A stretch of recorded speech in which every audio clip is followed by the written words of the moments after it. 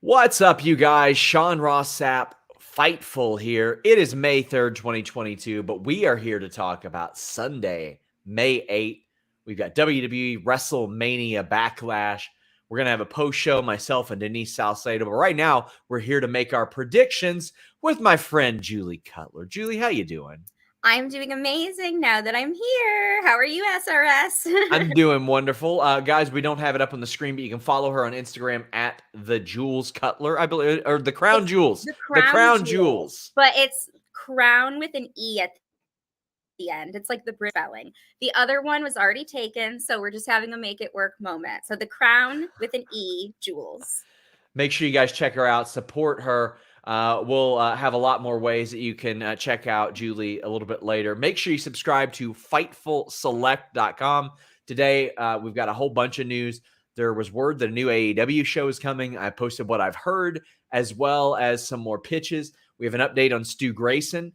After this show, I'll be posting an update on what I've heard about the location for next year's Royal Rumble. And then later this afternoon, we have AEW video game news. That, in addition to Alex's Sour Graps review, my Backstage Report podcast. It is a loaded day on FightfulSelect.com, so check it out. And then this weekend, you've got UFC 274, and right now you can check out our sponsor, the DraftKings Sportsbook, by downloading their app, using that promo code FIGHTFUL.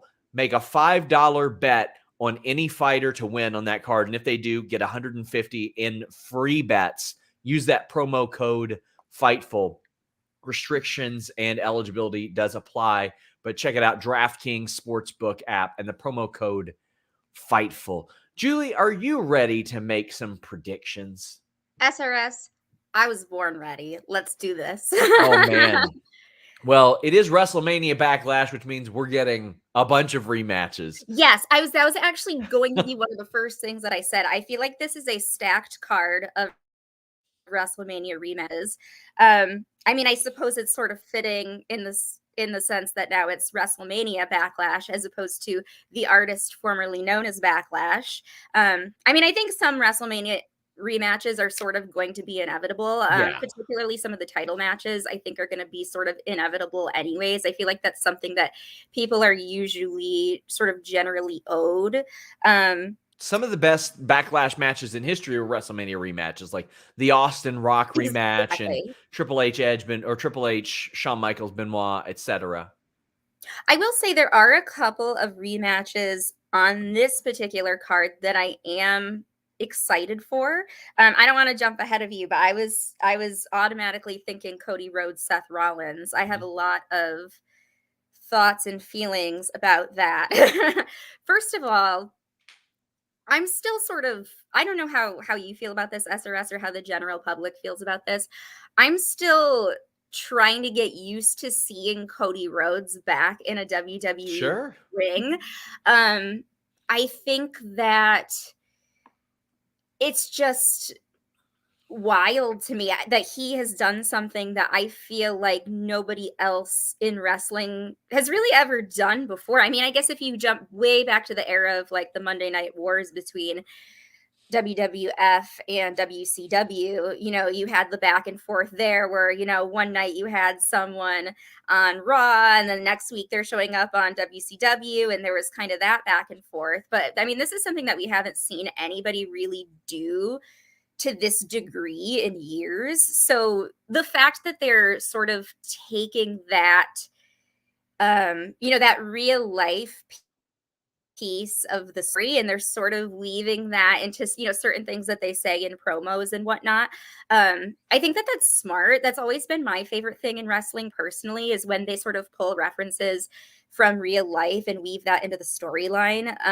To me, that sort of blurred line between reality and entertainment for TV is always what makes it sort of like that next level of interesting, when you kind of start to lose, like, okay, like, is he just doing this for TV? Is he just saying this for TV? Or is there sort of like a something underneath? When I was breaking the story of Cody Rhodes' deal being up, I didn't break it for several days. I was like, am I getting worked here? Like Like, how much of this is real? Like, did Exactly. somebody leak this to me as a part of a more vast work? And then Exactly. I got the word, like, no, he's not. It isn't. I mean, there were And I think a lot of prominent. people wanted it to be a work. Yeah. I think a Yeah. lot of people wanted, especially people that are like very hardcore sort of indie wrestling and AEW fans. I think a lot of people wanted it to be work. And let me tell you, if it was a work, that would have been like one of the best works in wrestling history. Sure. And we'll see how, his career sort of unfolds down the line. But in terms of WrestleMania Backlash, I mean, we saw him make his big return at WrestleMania, which I feel like was sort of, people were on the fence about that. I kind of had a feeling that he was probably going to be back in WWE at some point in time. Did I Really? think Like even before his deal was up? I think that there was some sort of underlying feeling that he might come back eventually just because it seemed like he had unfinished business there. It was like he was there several years ago under this Stardust character, kind of piggybacking off of his older Yeah. brother. And I feel like when he left, again, being Cody Rhodes, he did something that nobody in the wrestling business had ever really done, I think, to the level that he had, where he said, you know what? I'm better than this Stardust character. I want more than this Stardust character. I'm going to go and I'm going to make a big name for myself elsewhere, which, at that point in time, before AEW existed, I feel like Impact kind of wasn't as big of a thing back then. ROH maybe wasn't. Some of those other promotions weren't getting as much media attention as they're getting now. And so the fact that he was like, you know what, I'm going to leave and I'm going to make a huge name for myself elsewhere. At that point in time, that wasn't like a super popular thing to do. I mean, I think now people have a lot more freedom to sort of It jump around. A lot of it started there because Right. during that 1 year period, it was very surprising to many people that Ryback, Wade Barrett, Jack Swagger, Cody Rhodes, a lot of these people were not renewing their deals. They were Right. willingly leaving the company because that wasn't happening at that point, because people in TNA were not getting paid at that point. Exactly. ROH Exactly. hadn't rose to prominence. You had just started to see WWE plucking people from New Japan as Right. well. So like there was a lot of uncertainty there. And these people that that had been there and had been waiting for years, like those guys I mentioned, we're seeing AJ and the Bullet Club all come over. It's like, well, what happened? What happens with us? Right. Right. So I think that, he's someone who very clearly is not afraid to take calculated risks in his career. And I think at that point that was a big risk for him to take, was to say, you know what? I'm not fulfilled with this creative direction. I'm a legacy and I'm playing this character in silly face paint and I can do better and I want to do more than this. I want to fulfill my father's legacy in a big way. And so I feel like he sort of always had unfinished business with WWE. I think he came back maybe a little sooner than some people thought, being that AEW really just started back in, I think the first AEW show that I went to was 2019, the summer of 2019, which was Fighter Fest down Yeah. in Daytona Beach.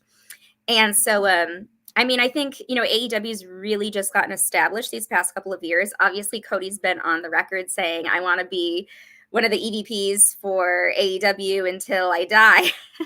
So, I mean, I guess I had some feeling that he was going to come to WWE eventually, just to kind of get that last run in. Did I think it was going to be this soon? Probably not.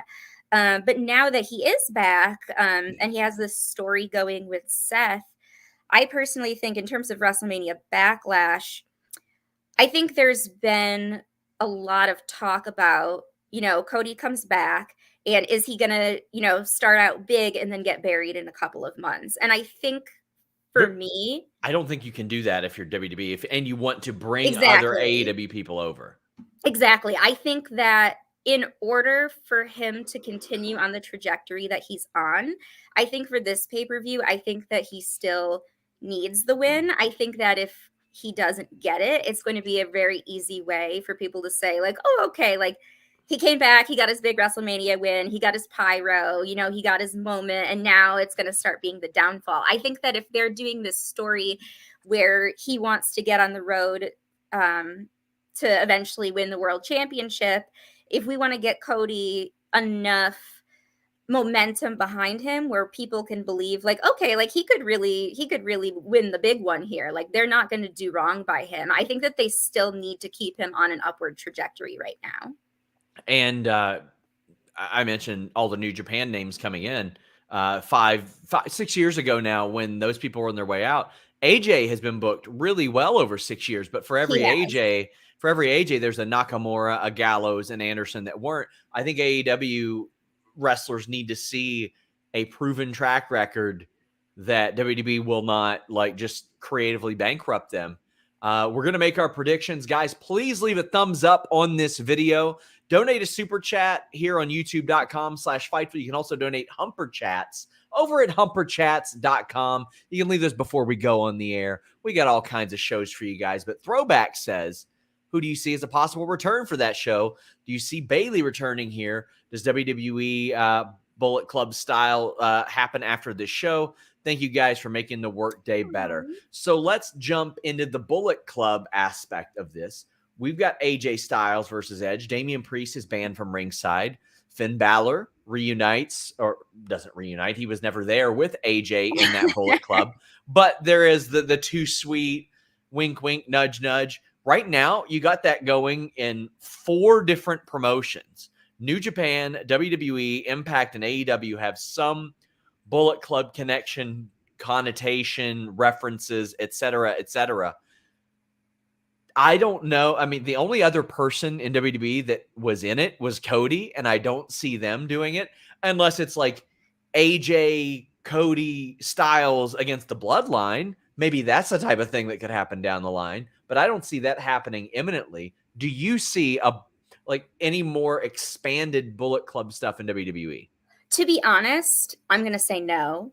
And I think I'm basing that off of, I mean, I think they had their little moment. I wouldn't be surprised if they have more little moments like that, or if they do like an AJ Finn collab at some point, but I don't think I don't think we're going to see a more expanded version of it. I think that like again, really hardcore wrestling fans would love to see an expanded version of it. And I think that they kind of teased that a couple years ago, back when Anderson and Gallows were still in WWE. I remember they did a whole video package kind of going back through history a little bit. They talked about, they mentioned New Japan Pro Wrestling by name, which I think a lot of people were very surprised by at that point in time, because that's typically not something that WWE does.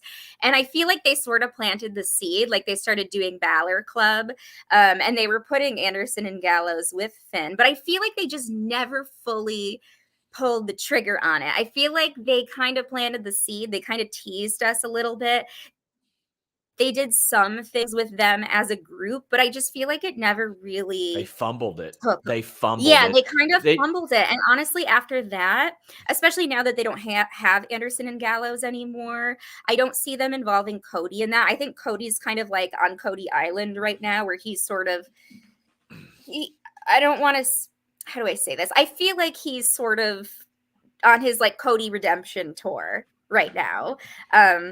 Especially with all the talk of the world championship. I don't think he would come back to WWE to do this statement when he kind of had every opportunity to do that in AEW with the guys that were there. And honestly, he didn't really lean into it that much, AEW. I mean, I think when they did, Stadium Stampede and some of that big stuff, he wasn't, really a part of some of the stuff that they did with the Elite.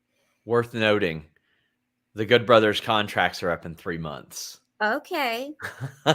Mentally noted, SRS. Everyone who's watching wants the Good Brothers on your show. Keep that in mind. But I don't see them pulling the trigger in WWE. I think that's kind of like our indie wrestling fantasy, but I don't think WWE is going to go there. I think they might tease it a little bit. They had the chance and they fumbled it. If they did it like 6 years later, I mean, I would still enjoy it because I like all the Bullet Club stuff, but I don't know. I think I'm thinking AJ Styles manages to pick up a win here, but Edge, like I've not been a fan of the promos thus far. To be honest, I'm so glad you said that, SRS, because I mean, how do you not love Edge? I I love mean, Edge. Edge is my childhood, and he's a great promo. He's done historically a lot of great promos. I think I was thinking about this actually before the show, and I'm glad that you said that, because I think that there's a number of guys who have reinvented themselves over the years. They've come out with new gimmicks, new music, new gear, new stables, and sometimes it really works for me and sometimes it doesn't. And I was trying to figure out, I was like, why? And I know people do really like this new iteration of Edge. I know some people, I mean, Alter Bridge, they have a lot of bops just in general. So I know some people were like really into his new theme. I think I'm just so attached. There's part of me that's so attached to the version of Edge that we've known for years and years and years that I can appreciate what he's doing. I think that this idea of Judgment Day, I think it's interesting. I know that there's been a lot of rumors surrounding the expansion of Judgment Day, which I think could be really interesting. And I think depending on sort of how they book this upcoming pay-per-view, I'm wondering if there's opportunities where they're going to kind of debut another person in the group. I know there's been some talk online of maybe Rhea Ripley being part of the group. I think that would actually be really cool. That might lure me in a little bit more.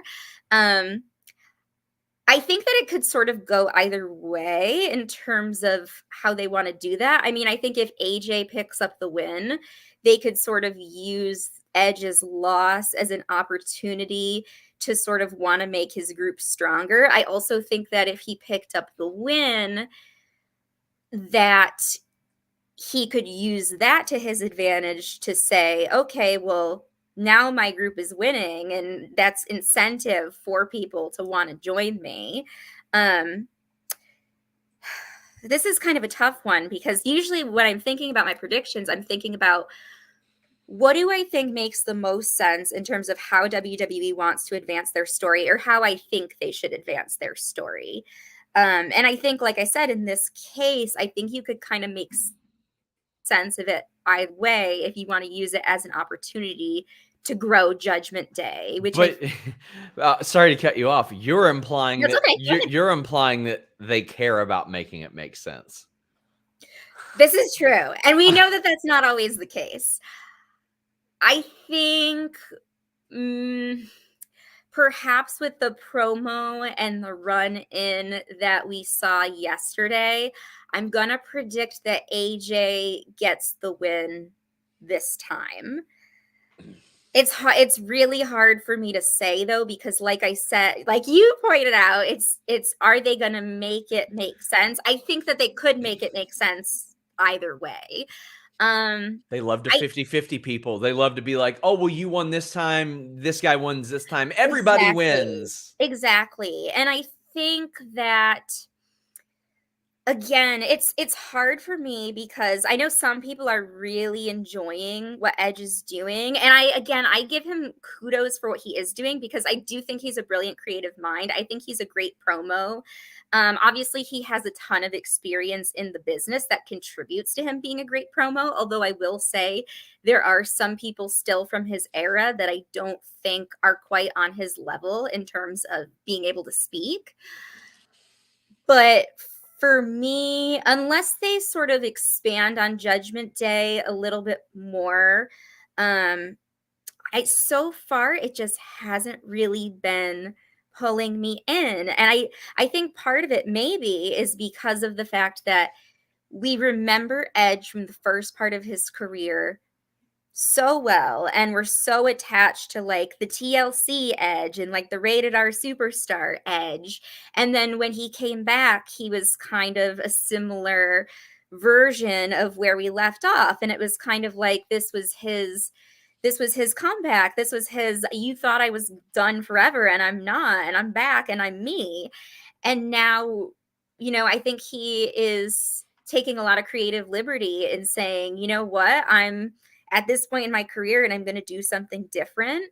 And that's a big risk to take. And for some people it works, for some people it doesn't. Maybe for me, I just see it as such a big with the the entrance music changing and the whole look changing and everything. Maybe it's just too much of a shock factor for me at this point, where it Sure. just hasn't quite been setting in. And it's hard because you could always play devil's advocate and you could say, oh well, Julie, so and so came back, and Chris Jericho's changed his gimmick, Sting came back with Darby. I mean, you could play devil's advocate and you could say, oh well, why is Edge working for you and all these other people are? And it might just be something in a little bit intangible where I don't have like a full explanation as to like this is exactly why it's not quite doing it for me. But I will Well, say that the story has sucked, I think. Like, the Edge promos have not done it for me. Just not done it for me. The low-hanging fruit of you don't have teeth, you're inbred, et cetera, et cetera. He I mean, can't. that's easy. He doesn't have the flexibility to go the extra mile that MJF does on AEW TV. So to Right. And me, really, really lay it into people. It's this is stuff that I would say on like an indie show in front of 20 people. Like, it's right. I agree with you there. I was rewatching that segment from last night just shortly before we got on air. I wanted to make sure I was fully prepared to talk about it. And I agree. I was listening to some of those they're just lines that have been done before. It's nothing new, it's nothing groundbreaking. It's kind of an easy way to get heat amongst an audience. Depending on where you go, you kind of poke fun at their sports teams, you kind of sure. poke fun at their culture. It's nothing. And I think that when you mention MJF, I think the way in which he does a lot of those same things too. Don't get me wrong. He does a lot of the same things too, where he kind of pokes fun at, where am I right now? What's specific to them that I could kind of lay into? But I think he kind of cranks it up to 11, where he's like really insulting you. Whereas I think kind of that low level, like you said, you don't have teeth, you're not very smart. Like, anyone can do that. Yeah. Anyone should do that. I mean, if they're trying to get easy heat with an audience. Prediction for the match, winner, loser. For Edge and AJ? Yeah. I think AJ is going to win. We mentioned Cody and Seth. A reminder, guys, you can get in your super chats, your humper chats, and make your predictions here. And check out DraftKings Sportsbook. Use that code FIGHTFUL this weekend. Cody Rhodes, Seth Rollins. There's chatter that this may continue to Hell in a Cell. I'm going to need something more personal for this to necessitate that. I like Rollins bringing up Dusty. I like that. I want him to bring up Dustin. I want him to bring up everybody. I want him to say too. I mean, I think that he could go even deeper with this. I think, like I said, we mentioned before, when he referenced Cody coming back from AEW. I think it was during their match, and he was like, welcome back to the big leagues.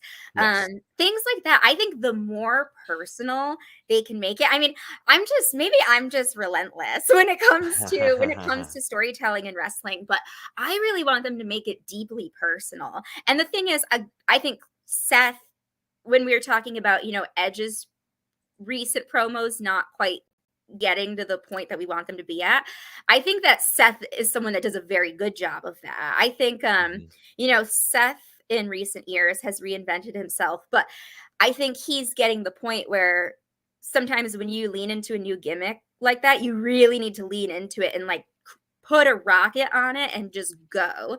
And I think he's someone that's done a great job of that. I love a good Seth promo. But I think if they do want to give it that sort of longevity, because this is already the rematch, I think that they need to keep making it personal. We can get the personal digs at Dusty. We can get the personal digs they can make personal digs at Brandy. I mean, they can make personal digs at Dustin. They could, they're probably not going to mention AEW by name, but they could mention, keep burying, his previous trajectory. So I agree. I think that if they really want to give this legs, they need to find ways to make it more deeply personal, because I feel like they've already gotten there to some degree with the Dusty mention, and the mention of he wasn't good enough for the world championship.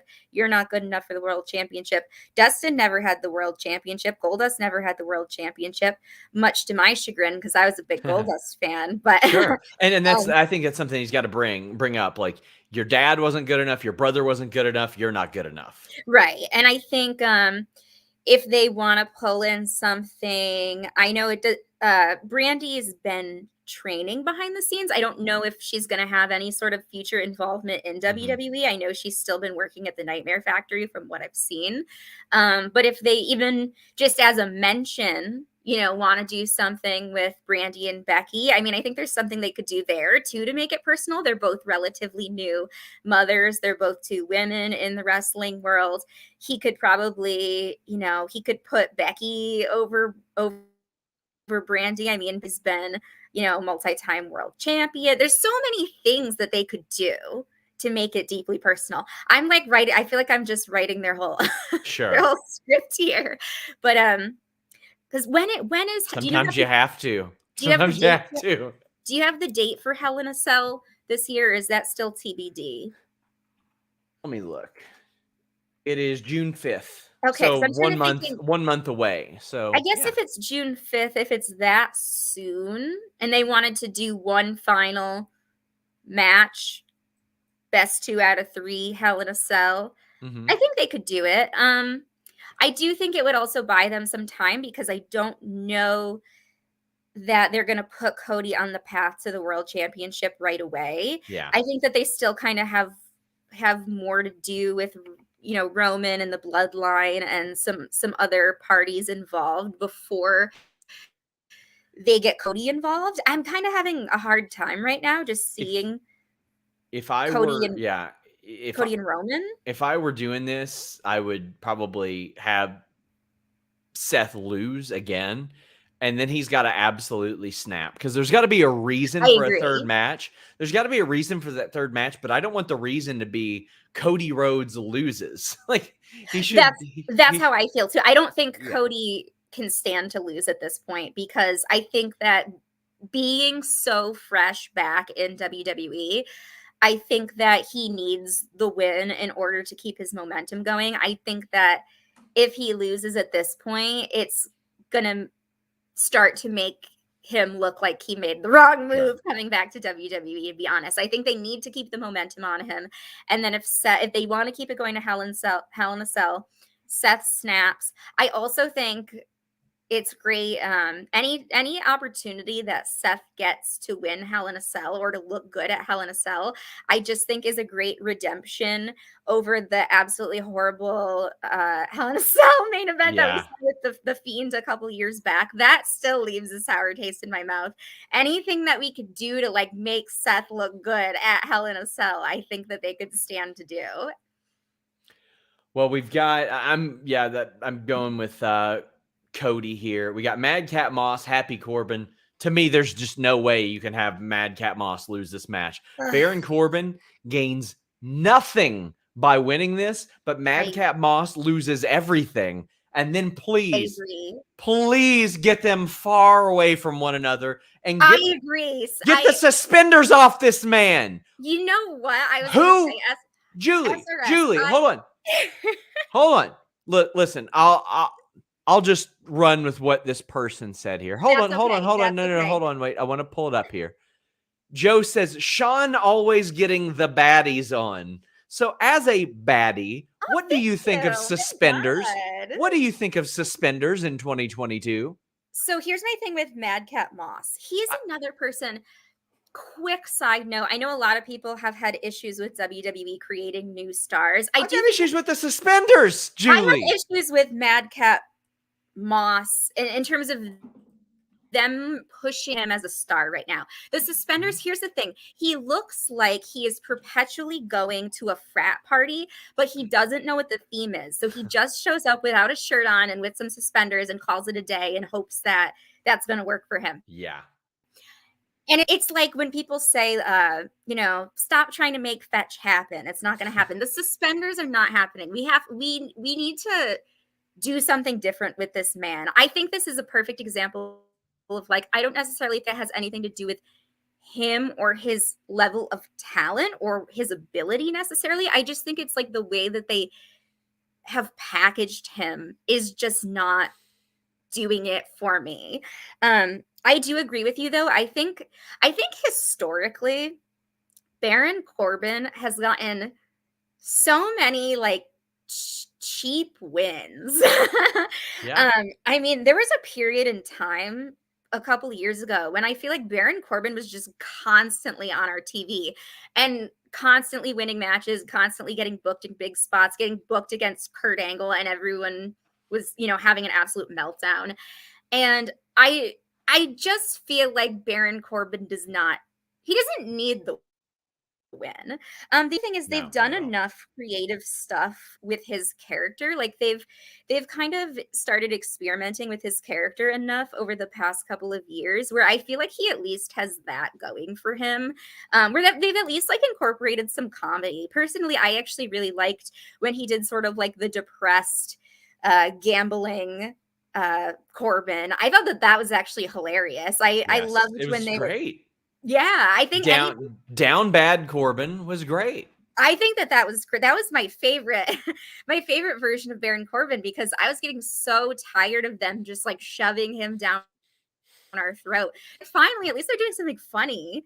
But I just don't think he needs it. I think Madcap Moss, in order for them to sort of put him on the map more as a star and hopefully get him doing something a little bit different, I think he needs to win this, and then I think they need to figure out a way to repackage him a little bit and lean into what makes him sort of authentic and charismatic, that they can put a rocket on him and do so. You want to know what I think would be an interesting pairing at some point? Maybe doing something with him and Matt Riddle. Who, I think that they would. Moss and Riddle? Yeah. Yeah, I think I'd like to see some more interaction between the two of them. Maybe at some point further down the line when RK Bro inevitably sort of blows up. I'd like to see them because I think Matt Riddle, he has a lot of comedic value Yeah. where I'm like, maybe he could bring that out of Madcap Moss a little bit more. I And mean, they both kind of have like sorry, I didn't mean to cut you off. that's okay. But I think Madcap Moss, like I mentioned, he kind of has that like frat bro vibe. So I'm like, maybe doing something where they get all the bros together would work in their favor. So I knew that Paul Heyman had major plans for Madcap Moss before he fell out of power, but that long ago was that, and WWE like really didn't seem to have those type of plans for him afterwards. So putting him with Corbin is like, it's one of those things, eventually he's going to get over on Corbin. It's just like, what are they going to do in the interim? Because that's the thing. Every time they feud somebody with Corbin, there's like dog food or there's some stupid thing associated with it. And I don't know why they got to go that route. With Moss, it's just a terrible, terrible gimmick that leads to him finally getting over on Corbin. And what I think, again, what they could do, or what I feel like they should do, and I know I've said this on here a couple of times already. I've said this on other podcasts before. If you're going to give somebody a gimmick like that, you really need to make it as ridiculous as possible. It's something that you can't just kind of do it. Half-ass it, yeah. Exactly. It's not going to work if you just kind of do it. You need to do it all the way cranked up to 11. And it's one of those things. I mean, even if you do crank it up all the way, it might work, it might not work. I think, Edge is kind of an example of that, what he's doing right now. It works for some people, it doesn't work for some people, but at least you get a sense that he's really trying. He's really trying to lean into that. I think if they, want to make Madcap the character that they're like kind of sort of making him, I think that they need to really pull the trigger on it and just do it. But these sort of like in between characters of like, he kind of dresses in a way that I'm not cool with, but I don't really know why. It just doesn't it doesn't do anything for him. It doesn't do anything for the fans. It just, there's nothing about it that is making him a star. You need to give it's those character moments that are going to make him a star at the end of the day. It's like Kurt Angle in his 2017 Hall of Fame induction speech. Kurt Angle was one of the best technical wrestlers in the game. But at the end of the day, I mean, obviously we remember that. But at the end of the day, we remember Kurt Angle singing, playing the guitar. We remember Kurt Angle in the cowboy hat. We remember Kurt Angle with the milk truck. We need character. We need the character moments. And I think that's what he's lacking right now. Speaking of Omos against Bobby Lashley, I don't see any way Lashley wins this after he won at WrestleMania, because I was surprised that Omos lost at WrestleMania. They used that as the catalyst to put him with MVP. Now I get it. Lashley's pretty over as a babyface right now, and there's some babyface qualities that he has, because WWE can't really effectively book baby faces long term. But then you get a heel like Bobby Lashley, who's this big, tough son of a bitch who wins matches and doesn't make excuses. He just wins matches, he loses matches, and he doesn't make excuses. He goes out there and does his job. People find more babyface value in that than a lot of what they build. I thought that MVP was going to do the turn at Mania, and he'll say, oh, you showed vulnerability at Elimination Chamber when you couldn't even compete in the match. I found somebody that doesn't have vulnerability in Omos, so I'm with him now. Instead, Bobby Lashley beats Omos, and now I think it's a fairly creative way to implement it. MVP was mad that he wasn't involved. It wouldn't have been my first choice, but I don't think it was a bad choice that MVP said, you know what? You didn't need me. I'm going to show you how much you need me. Right. I think I do agree with you in the sense that I think that Omos needs this win more. And part of the reason why I feel that way is because I feel like they, in many ways, like right now, they kind of have like him and Drew McIntyre as their sort of token big, tall guys. I feel like they always, like every period of time, they kind of have like their token big guys on the roster, right? And for me, a couple years ago, that guy was Braun Strowman, and in some ways, I almost feel like Omos is being booked to sort of fill that Braun Strowman spot.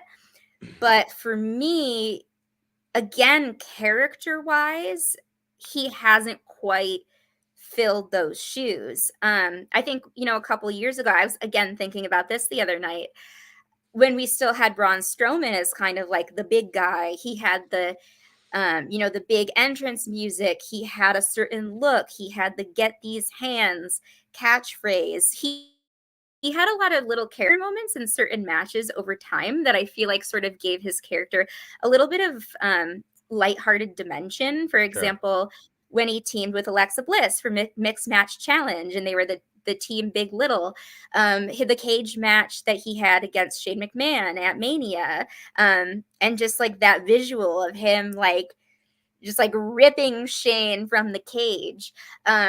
Another match that stands out to me is the match where the Shield united with Kurt Angle, and the opposing team, there was like that little scuffle between Kane and Strowman that ultimately led to their demise. I feel like there were just a lot of little character moments for him, and he already had a strong enough gimmick where I effectively felt like he became the big guy on the roster.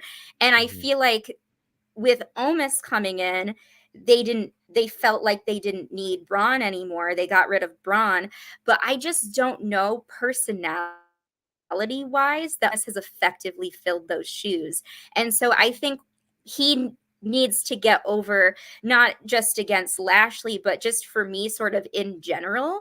I think that they need to continue to build him as the big guy, and get whatever sort of momentum that they can get behind him in order for him to sort of live up to that and own that role. Because I feel like ultimately that's kind of what they maybe wanted for him, but for me, he's just not quite there yet. We also have the Usos and Roman Reigns, the bloodline against RK Bro and Drew McIntyre. This was inexplicably added to this show.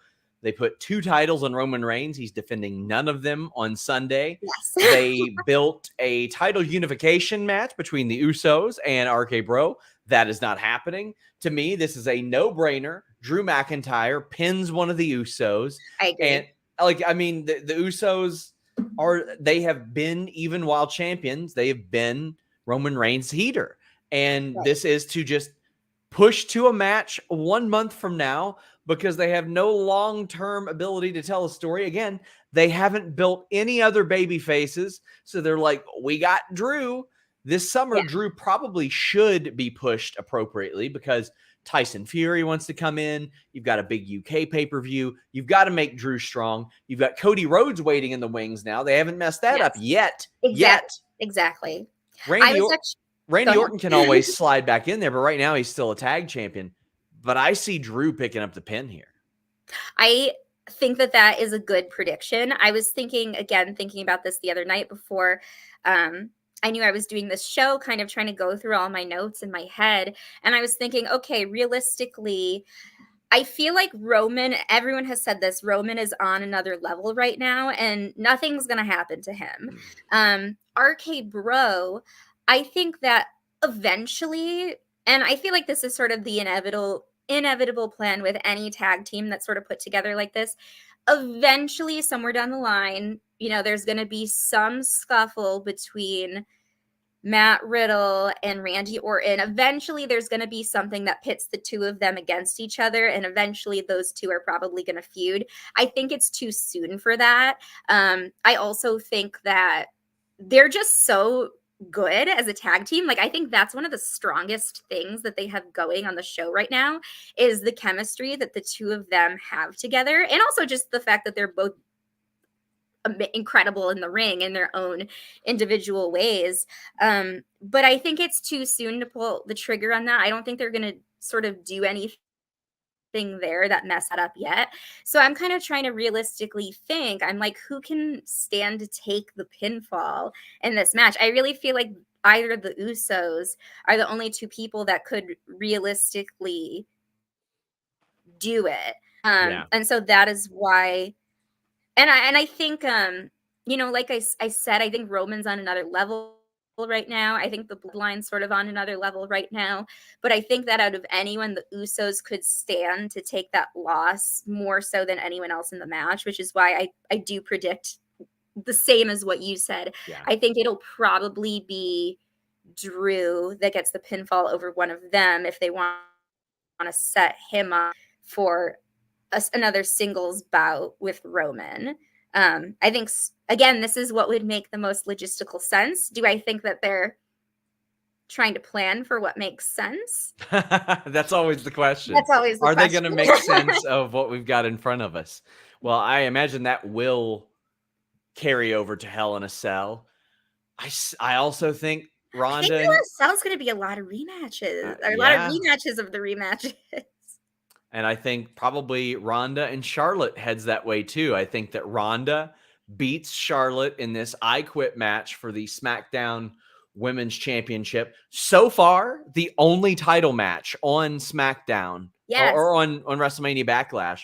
I just don't think there's any way Ronda Rousey says I quit. Maybe there are some shenanigans involved, but I don't think so. Ronda Rousey never tapped out in MMA. She never quit in MMA. She got knocked out a few times, but I think that this is Ronda Rousey getting her win back and getting that SmackDown title. I'm going to probably agree with you on this one as well. This one, I think, they're in a very tough position. And I think that inevitably with the storyline that they were building in regards to both Charlotte and Ronda sort of being masters of submission, I think that ultimately this match stipulation was kind of inevitable. I think that they needed to sort of go in this type of direction just with the storytelling that they were doing. But I do think it kind of puts them in a tough spot because, with Ronda, I mean, she's Ronda Rousey. She's like this huge public figure, MMA star. She's somebody that brings a lot of mainstream attention to WWE. And she's such a badass, not just in WWE, but just in the world of fighting, that she's someone who you look at her and you're like, there's no way she could stand to lose. But then when you look at Charlotte, she's like the backbone really of the women's division and really in the company in many ways. I think that Charlotte is, inarguably one of the best female wrestlers on the planet right now. I mean, I think she's so far above and beyond a lot of other people. And I mean, I think a lot of people get frustrated because they're like, why is Charlotte constantly in the title picture? And I get that too, because it's like you want to see other people shine. But at the end of the day, she's just on such a high level that it's hard, because how do you book, MMA Ronda Rousey, mainstream superstar Ronda Rousey to lose, but then also how do you book like your top female, someone she's tall, she's got this amazing physique, she's been multi-time, women's world champion on both Raw and SmackDown. She's kind of carrying a lot of the women's division, in many regards. It's hard because you kind of put yourself in a little bit of pickle either way, because you don't really want to make either of them look bad. Yeah. But I think at the end of the day, it's going to make a little bit more sense just Ronda Rousey being who she is to pick up the win here. I also think, like, for me, I was kind of thinking, well, what are their long-term plans with Ronda Rousey? How long do they plan on keeping her in WWE for? Because, a couple of years ago, she had a great run, and then she took some time because she wanted to focus on starting a family, which she did. So I'm kind of wondering, I don't know all the details about her contract. Maybe you'd have a little more info on that. I'm working on it, always working on it, but I think she would have had to have signed something new. You mean Ronda or Charlotte?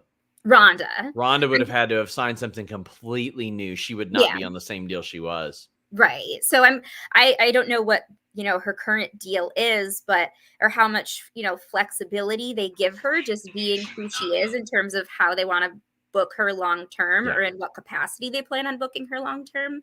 But that was kind of another one of my thoughts too, is, I mean, Charlotte's a staple on your roster. She's a staple of the women's division, whereas Ronda, in the future, is she going to be a little bit more in and out where they could stand to give her the loss?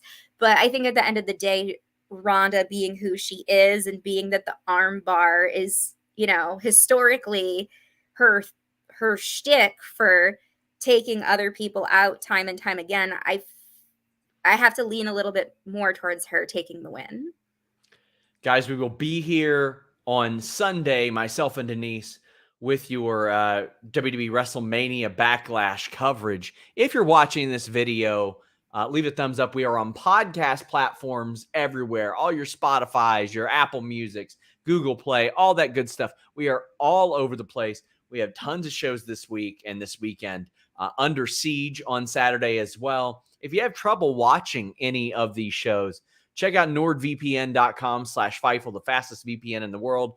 You get up to 70% off your deal, plus 30-day money-back guarantee, and an additional month free with that deal. It's got that threat protection to block online trackers, pop-up ads, and malware, and it helps you avoid geo-blocking.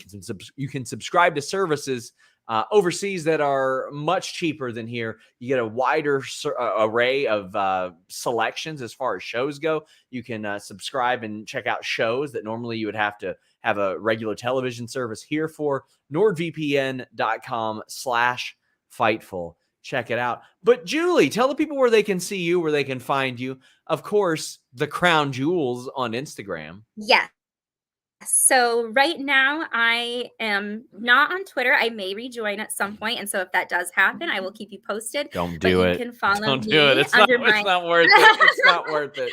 I know wrestling Twitter is a scary place, but depending on how things go, I might make a little comeback. We'll see. As of right now, you can follow me under my wrestling moniker of Heel Julie on Instagram. It is at TheCrownJules. Crown is with an E at the end. And thank you so much, SRS, for having me. I know we have been talking about doing this for a long time, and so I was excited to make my Fightful debut, and I hope that this is just the beginning. Yeah, we're definitely going to have you on more in the future. Please support Julie, guys. She's wonderful. Also, she made MJF's dad feel special.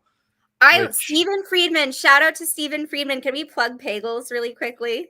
We will after I read the super chat. Z Okay. Lifestyle says, say what you will about the Edge character shift. The new Alter Bridge theme is a certifiable Oh, banger. I love I it. totally I love it. agree. Also, Z Lifestyle, amazing name, Yeah. amazing moniker. Love that for you. Alter Bridge, they have a lot of bops, I and like I'm not Alter Bridge, gonna yeah. knock that down. We can appreciate the theme. But yeah, so I'm friendly with MJF's dad, Stephen Friedman. He makes pagels, and they're fantastic. They're I wonderful. I They help. dropped like 25 pounds over the last year. Pagels were a big reason why. They helped my diet out an awful lot. And we met up at which show was it? I've been to so many. Revolution. We met up at, Revolution. we were talking at Revolution, and then Stephen Friedman just so happened to like stumble upon us, and we all had a little moment together. I think for him, like, not only just being he wasn't recognized as MJF's dad. You said, "Oh my God, are you the Pagel King?" And for him, he was like, "Oh my God!" He's like, "Hell yeah, I am." But as you know, SRS, so I had just competed a little over a month ago in Miss Massachusetts USA, and so I had been, and I'm still doing personal training. I've been doing training. I've been doing a lot of nutritional planning, and so his pagels were a part of that. I have to put over the cinnamon raisin ones. Those were my absolute They're great. favorite. They're my favorite too. Yeah, and they did come out also with their paleo, gluten-free, kosher, and vegan English muffins. That's the newest thing that they are selling. I have yet to try the English muffins, but now that we've had this conversation, I'm probably going to go over and order some. But Stephen Friedman was a very cool guy. We talked a little bit since then, kept in touch a little bit since then, and I think that family is like one of the coolest families in wrestling. So always have to put over pagels. That is awesome. Guys, make sure you check out Julie. She will be on again in the future. And check us out this Sunday for WrestleMania Backlash post show. Until next time, guys, we're out.